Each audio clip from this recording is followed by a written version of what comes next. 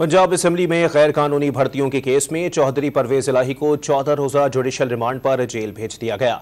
लाहौर की जिला अदालत ने जिस्मानी रिमांड की इस्तदा मुस्तरद कर दी।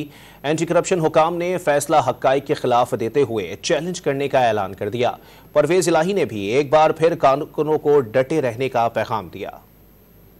एंटी करप्शन हुकाम एक बार फिर चौधरी परवेज इलाही का जिस्मानी रिमांड हासिल करने में नाकाम हो गए।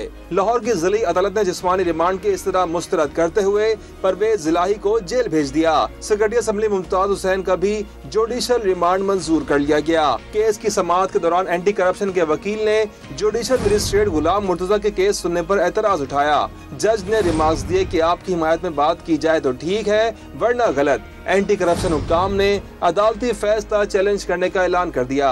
DG anti corruption Sohail Zafar चट्टा के मुताबिक पंजाब असेंबली में भर्तियों के लिए होने वाले इम्तिहान के नताइज तब्दील करने के वाज़ेह सबूत मौजूद हैं। हमारे जो केसेस थे जिनको जिसमें डिस्चार्ज किया गया मुलजमों को, न सिर्फ ये पिछले लाहौर में जो केस या गुजरावाला में परवेज इलाही साहब का हुआ, बल्कि इससे पहले मोहम्मद खान भट्टी के जो केसेस को डिस्चार्ज किया गया वो एक गलत फैसला था।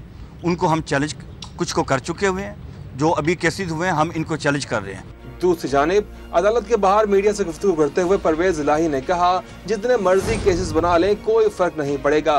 उन्होंने मुल्क को आगे लेकर चलने के लिए सोचने का भी पैगाम दिया। असल जो चीज़ें कर रहे हैं ना, ये मैं उनको आज ये पहली दफ़ा मैसेज दे रहा हूँ। हमारा कोई लेना देना नहीं है जिससे फ़ौज हमारी डैमेज हो। हमारे मुल्क की फ़ौज है, किसी बाहर के फ़ौज नहीं है। और हमारे साथ बैठे वे फॉरवर्ड बताएं कि मुल्क को आगे लेके कैसे जाना है। चौधरी परवेज इलाही लाहौर और गुजरावाला में दर्ज करप्शन के 3 मुकदमात में बरी हो चुके हैं।